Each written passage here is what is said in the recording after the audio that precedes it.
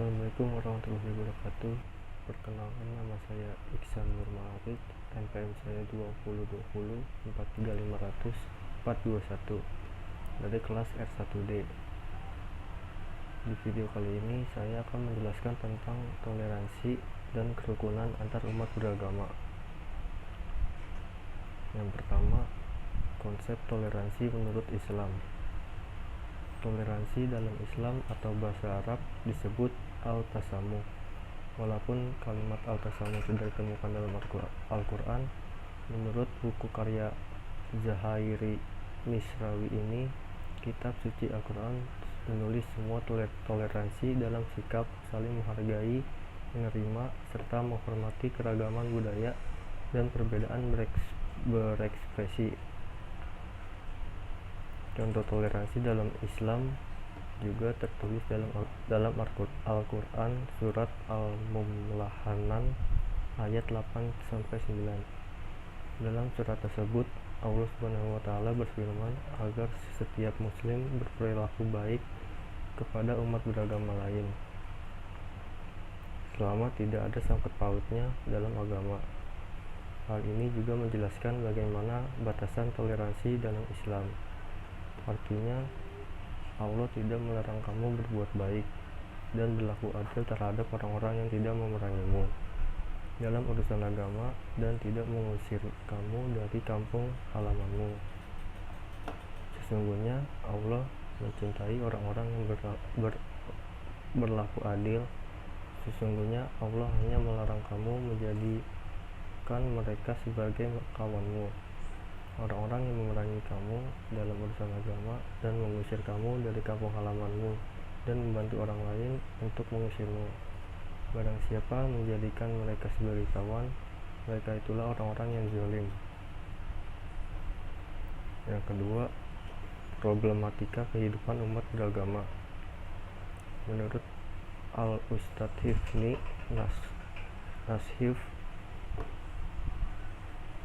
problematika umat menurutnya merupakan dampak dari media dan problem worldview, cara pandang.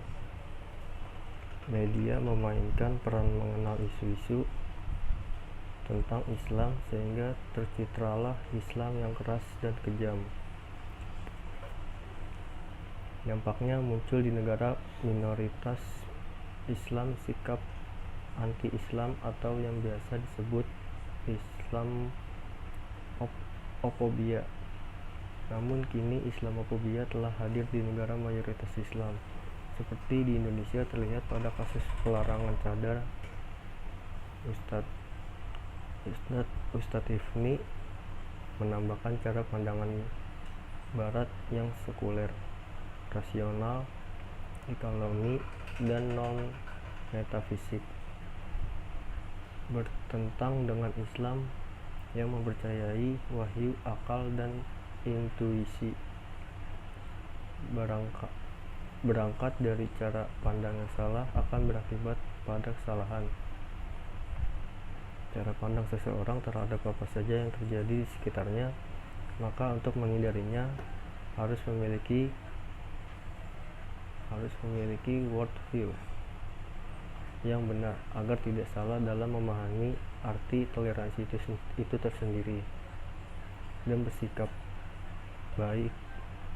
bijak terhadap segala pergesekan yang ada. Maka dari itu kesimpulannya bahwa permasalahan kerukunan antar umat beragama yang sering beredar di media sosial tidak seburuk dengan kenyataan yang ada. Yang ketiga, upaya mewujudkan Islam sebagai rahmatan lil alamin. Semua manusia mampu melakukan fungsi sosial itu sesuai kapasitas atau kemampuan masing-masing. Bisa dengan tenaga, bisa dengan ilmunya, bisa dengan keterampilannya, bisa dengan doanya, dan bisa dengan harta bagi yang memiliki rezeki lebih.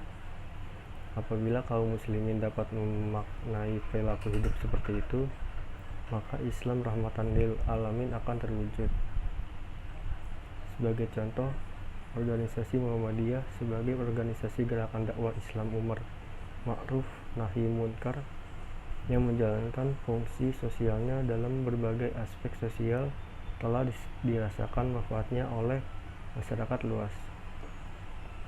Hasilnya pun dinikmati oleh bangsa Indonesia seperti pendidikan, masjid, rumah sakit, hingga panti asuhan.